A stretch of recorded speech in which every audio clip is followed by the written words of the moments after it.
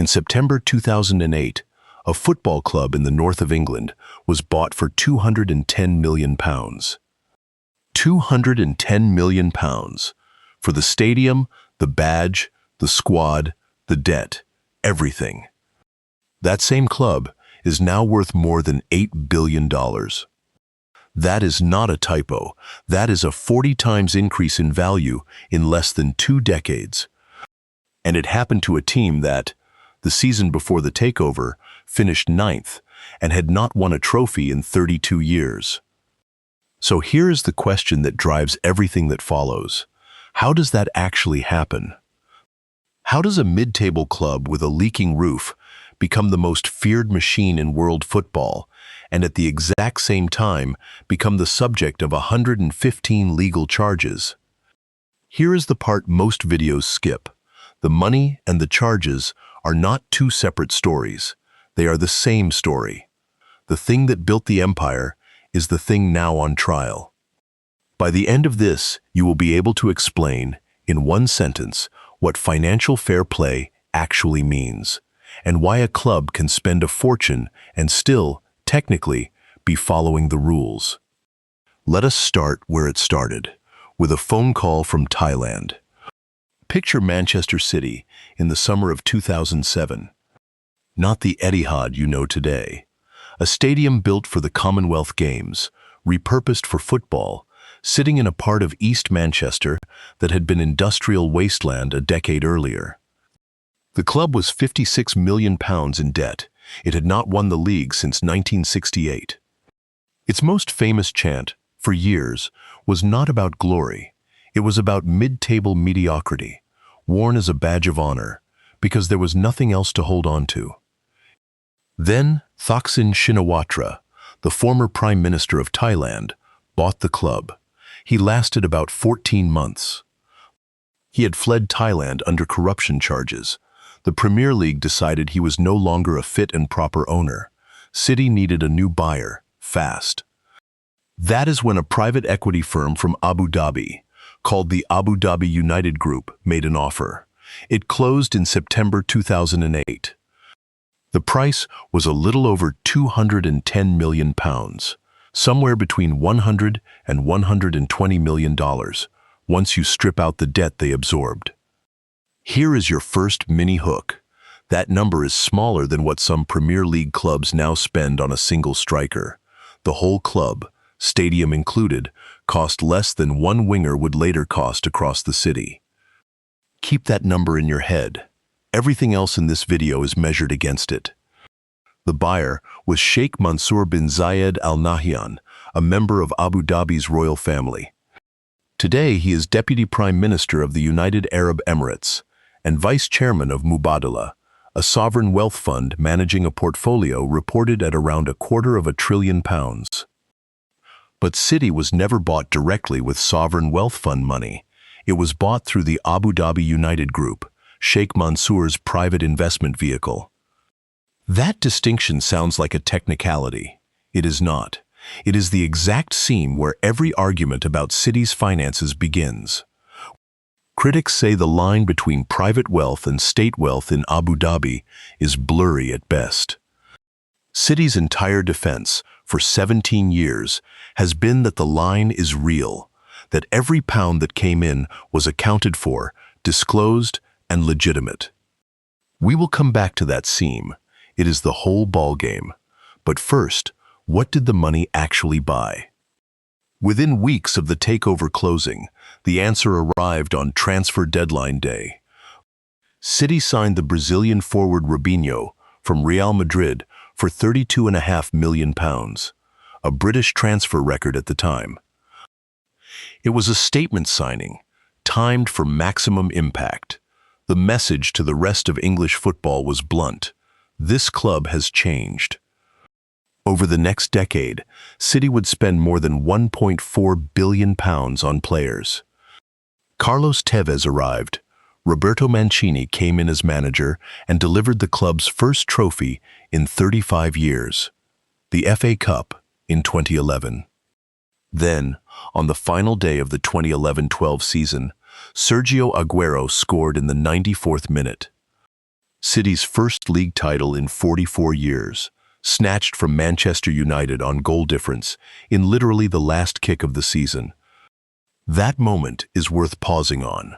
For fans who had waited 4 decades, it did not feel like a billionaire's toy switching on. It felt like a miracle. And that is the tension this whole video sits inside. Was it a miracle, or was it a purchase? Can it be both? Here is where City did something genuinely different from every other newly rich club in football history. Roman Abramovich, at Chelsea a few years earlier, had spent big and mostly stopped there. City's owners took a longer view. In 2013, they founded City Football Group, a holding company designed to own stakes not just in Manchester City, but in football clubs around the world. Today, City Football Group holds ownership stakes in 13 clubs across 5 continents, including New York City in Major League Soccer and Melbourne City in Australia. In 2015, a Chinese consortium invested $400 million for a 13% stake, valuing the whole operation at $3 billion. Silver Lake later bought in too. Why does this matter for the "is it real" question? Because the owners were not just funding a football team, they were building and eventually selling shares in a global sports business.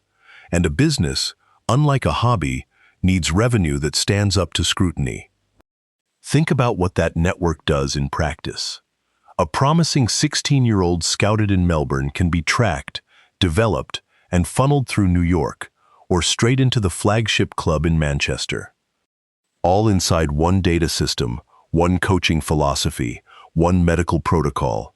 No ownership group in football history had built anything at that scale before.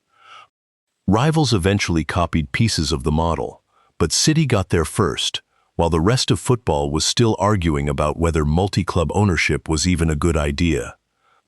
That is the case for this being a serious long-term business, not a vanity project, and it is a strong case. Which brings us to the number that actually keeps this whole operation legal. Before the money fights, let us talk about concrete and steel, because this is the part of the story that is genuinely hard to argue with. In 2014, City opened the City Football Academy, an 80-acre training complex next to the stadium, built at a cost of around £200 million. Not just a training ground, pitches replicating every away ground in the league, a full medical and sports science building, academy facilities for kids as young as 8. Then the stadium itself. The current North Stand project is a £300 million investment. It pushes capacity from just over 53,000 to more than 61,000 seats. A fan zone for 3,000 people, a new museum, a 400-bed hotel attached to the complex, all part of what the club now calls the Etihad campus. Here is the mini hook inside this section. None of that is a loophole. You cannot fake a stadium. You cannot inflate a training ground on a spreadsheet. This is the part even City's harshest critics generally leave alone. It is real capital, in real infrastructure, employing real people in a part of East Manchester that was genuinely regenerated by it. But real infrastructure is not where the controversy lives.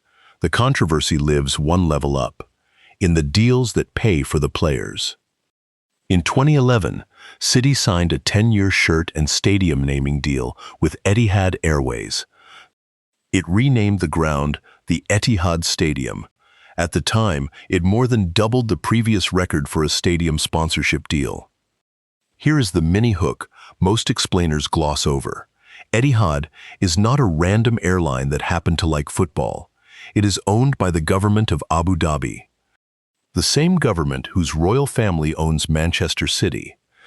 So when Etihad pays City tens of millions a year for shirt and stadium rights, critics ask an obvious question. Is that a real commercial transaction at fair market value? Or is it the state paying its own club through the side door? This is not a small technical detail.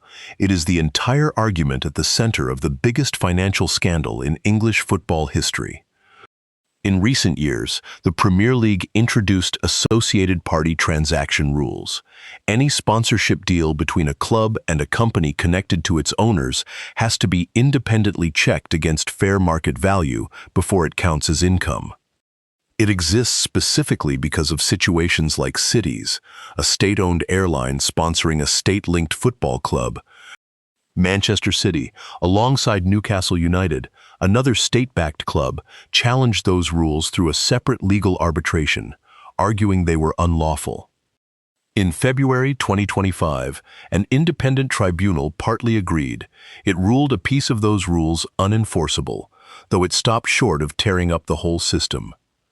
Both sides adjusted.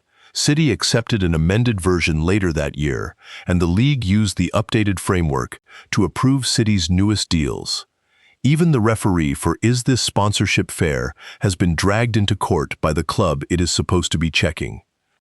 Every explainer promises to make this simple. Most fail. Let us actually do it. Financial fair play exists because of a fear that swept European football around 2010. That clubs with billionaire or state owners could simply outspend everyone forever. Owners writing blank checks that had nothing to do with what the club actually earned. If that happens unchecked, football stops being a competition and starts being an auction. So UEFA, and later the Premier League, with its own profit and sustainability rules, built a rule with one core idea. A club generally is not allowed to spend more money than it brings in through legitimate football-related income, broadcast rights, matchday tickets, sponsorship, smoothed out over a rolling multi-year period. That is it. Spend within your means, roughly, over time. The problem is that one part of the definition is brutally hard to police: sponsorship income. Broadcast revenue is easy to verify. It is set by league-wide television contracts. Matchday revenue is easy to verify. You can count the tickets. But sponsorship? A private company can pay a club whatever number it wants for a logo on a shirt. Nobody outside that boardroom truly knows if $40 million a year for shirt space is a fair market rate, or an inflated number designed to funnel extra spending power into transfer budgets while staying, on paper, inside the rules. That single gray area, what counts as real sponsorship income at fair market value, is where nearly every major financial fair play scandal of the last 15 years has lived. It brought down clubs in slower-moving cases across Europe, and it is exactly what the Premier League eventually accused Manchester City of exploiting. In November 2018, the German magazine Der Spiegel published a series of investigations. They were based on a huge leak of internal City emails and documents, sourced from a whistleblower platform called Football Leaks.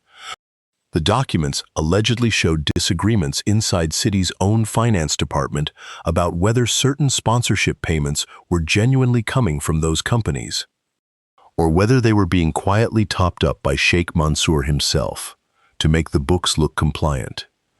City has always strongly denied any wrongdoing, but UEFA opened an investigation. In 2020, UEFA's disciplinary body banned City from European competition for 2 years and fined the club €30 million, a stunning verdict.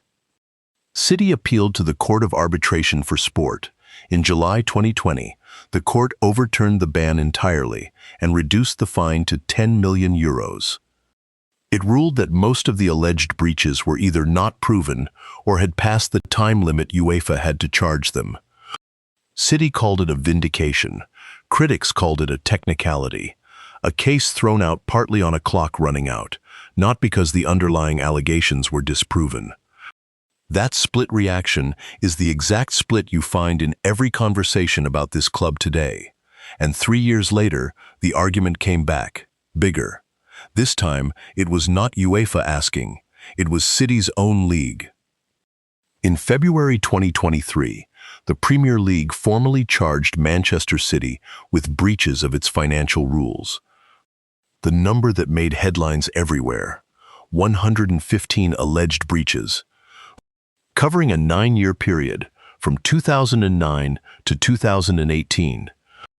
Break that number down, and it is 5 categories of allegation. 1.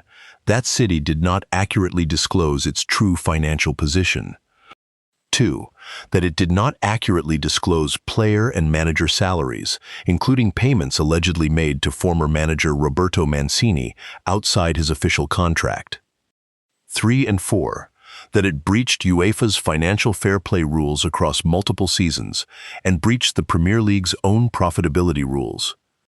And 5. That it failed to fully cooperate with the investigation for more than 4 years. City's response was immediate and unequivocal. They described themselves as surprised and have denied every single charge, every single time, without exception, for over 3 years. Here is the mini hook that should stop you for a second. This is not a fine and move on situation. The punishments on the table run from a fine to a points deduction, all the way up to expulsion from the league entirely.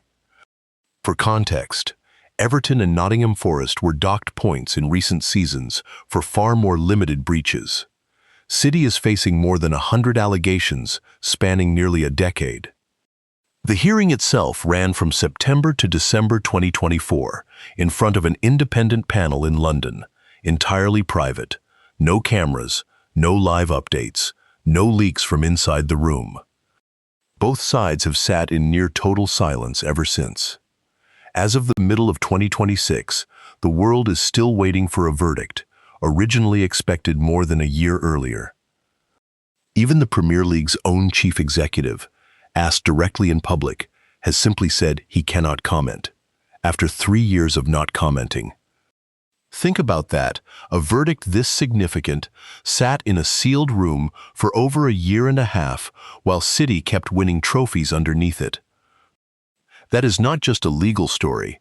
It is a crisis of legitimacy over English football's entire modern era. Because if City is found guilty of the most serious charges, some of those trophies could retroactively need an asterisk. And here is the part that makes this story genuinely strange. While all of that legal weight was building, on the pitch, City did not slow down. Pep Guardiola arrived as manager in 2016 and built one of the most statistically dominant teams English football has ever seen. City has won the Premier League title 8 times in 13 seasons, including a record 4 in a row.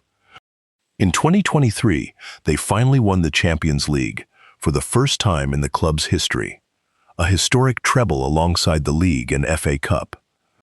For City supporters, that success is the whole answer. You cannot buy a manager into being the best tactician of his generation. You cannot buy the chemistry of a midfield that plays like a single organism. For critics, the argument runs the other way. Financial advantage compounds. A club that can spend more on facilities, recruitment data, medical staff and players does not need to cheat every season to have an unfair head start. It just needs the initial advantage to snowball, and once you are winning, winning attracts more revenue, which funds more winning. Both of those things can be true at once. That is what makes this genuinely hard to have a simple opinion about, and it is why City remains one of the most polarizing institutions in world sport. Look closer at the Guardiola era, a midfield rebuilt around a singular talent in Kevin De Bruyne, signed for a club record fee that looked expensive in 2015 and looks like the bargain of the decade in hindsight. A defense reinvented around ball-playing center-backs. Nobody else in England was using that way yet. An attack that, across multiple seasons, did not have a settled, recognized striker at all, because the system generated goals from spaces most teams did not know existed on a football pitch. You cannot buy that insight. You can only buy the freedom to try it, fail publicly a few times, and keep your job long enough to get it right. That freedom, patience through early setbacks, without a boardroom panicking, is arguably the single most expensive thing the money actually purchased. Not a player, not a trophy, time.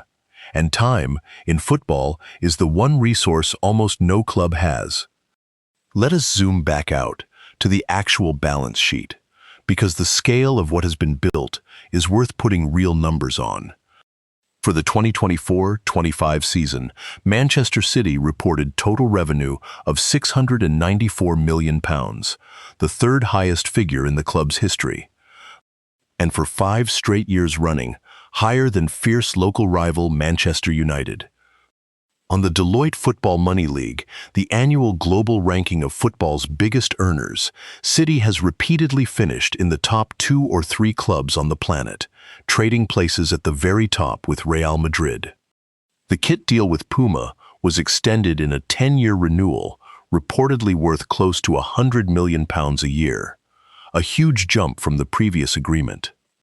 And reports through 2024 and 2025 suggested City's next Etihad renewal could be worth north of £900 million across its full term.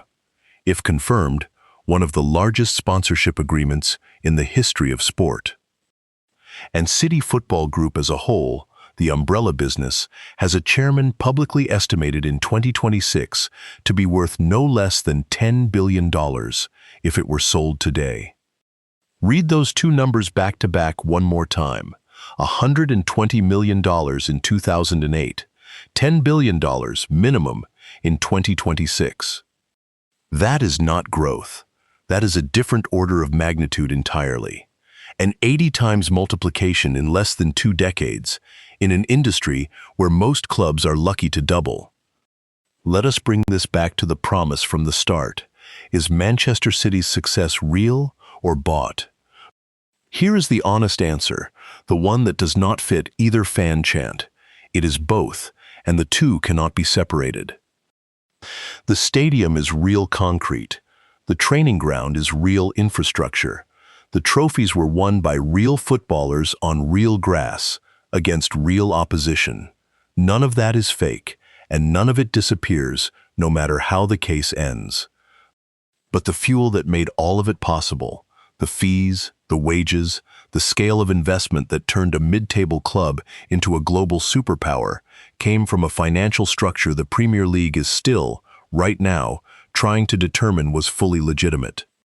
And the specific question at the center of it all is the one you now know how to answer in a single sentence. Financial fair play boiled all the way down. A club is generally not allowed to spend more than it legitimately earns. And the entire fight is about whether the sponsorship deals padding out that earned income are real market value business or a state's wealth wearing a company logo as a disguise. That is the sentence. That is the whole rule. Say it to a friend next time this comes up, and you will understand the argument better than most people shouting about it online. Remember the theme we opened with. Success this fast always costs something. City did not buy trophies. Trophies cannot be bought, not directly, not ever. What they bought was the best possible environment for trophies to happen. World-class infrastructure, elite coaching, deep squads, and patient long-term planning most clubs cannot afford. That environment produced a genuine sporting golden age. Nobody can take that away from the players who lived it, or the fans who waited 44 years for that Aguero moment. But moving this fast, at this scale, in a sport that still runs on trust and shared rules between competitors, generates suspicion as a natural byproduct. It is not paranoia from rival fans. It is the predictable result of an institution that grew 80 times in value, while the rest of its industry grew by single digits. When one competitor breaks away that violently, the pack asks how. And when the answer involves a sovereign state, a private investment vehicle, and a sponsorship structure with genuinely blurry lines, the questions do not go away just because the trophies keep coming. Whenever the verdict lands, whether it clears City completely or hits them hardest, one thing is already permanently true. With enough capital and enough patience, you can go from irrelevant to unbeatable in less than 2 decades. Whether football's rulebook can survive that transformation happening again, that is the question the next verdict is really about. Because here is the uncomfortable truth underneath all of it. If the most serious allegations are ever proven, what they will have shown is not cheating outside the lines. It is that the lines themselves were never built to withstand a state-level actor determined to move through them patiently, legally, for nearly 2 decades. Every other club accused of financial breaches in this era got caught fast, punished hard, and course-corrected within a season. City's case has been in the system since 2018 and is still unresolved. That gap between how fast the alleged rule-breaking happened and how slowly the rule-checking has moved might be the real legacy of this saga. Football wrote a rulebook for clubs. It is still working out what to do when the entity behind the club has the patience of a government. If you want to understand a super club built on the exact opposite financial model, no single owner, no state money, 93,000 fan shareholders instead, that video is next in your feed. Manchester City took $120 million and a 9-year run without a trophy, and turned it into a Champions League title, a treble, 4 league titles in a row, and a valuation north of $10 billion. The price of that transformation is still being calculated, in a sealed room, by a panel that has not spoken publicly in over a year. Real on the pitch, still disputed in the books. That is Manchester City's economics, in one line. And now you know exactly why.